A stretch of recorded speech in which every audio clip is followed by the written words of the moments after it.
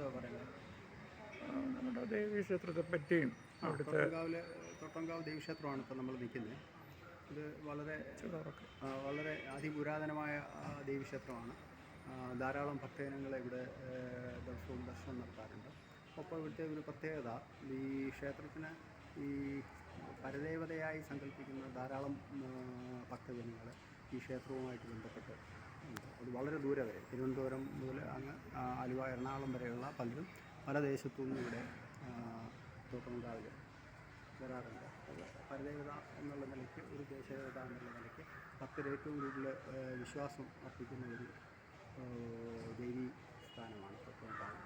ഉത്സവം കഴിയുകയും പ്രധാനപ്പെട്ട വഴിപാടാണ് രേവതിക്ക് പറയെടുപ്പ്. അതുപോലെ വളരെ അടുക്കും ചുറ്റിയോടും പോകുന്ന ആറുകരക്കാരുടെ ഒരു നല്ല ദേവസ്വമാണ് ഈ തോട്ടങ്കാവ് ദേവസ്വം.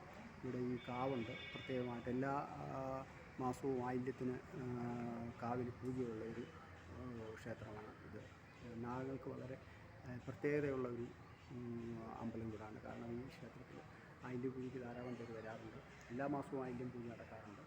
അങ്ങനെ എല്ലാം കൊണ്ടും പ്രത്യേകതയുണ്ട്. പിന്നെ വൃശ്ചികം 1 തൊട്ട് 41 ദിവസം കളമെഴുതിപ്പാട്ടുള്ള അപൂർവം ക്ഷേത്രങ്ങളിലൊന്നാണ്. ഇത് അല്ലാതെ കളമെഴുതിപ്പാട്ട് സ്ഥിരമായിട്ടുള്ളത് പട്ടാഴി ദേവീക്ഷേത്രത്തിലാണ്. പട്ടാഴി ദേവീക്ഷേത്രം കഴിഞ്ഞാൽ പിന്നെ കളമെഴുതിപ്പാട്ട് 41 ദിവസം മുടങ്ങാതെ നടക്കുന്ന ക്ഷേത്രമാണ് തോട്ടങ്കാവ്.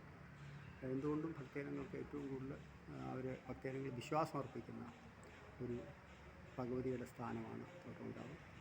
അതുകൊണ്ട് എല്ലാ ഭക്തജനങ്ങളും തോട്ടങ്കാവിലമ്മയിലേക്ക് ശരണം പ്രാപിക്കുന്നു അമ്മയുടെ നാമത്തിൽ അപേക്ഷിക്കുന്നു. Thank you sir. Thank you. Please welcome and God bless you.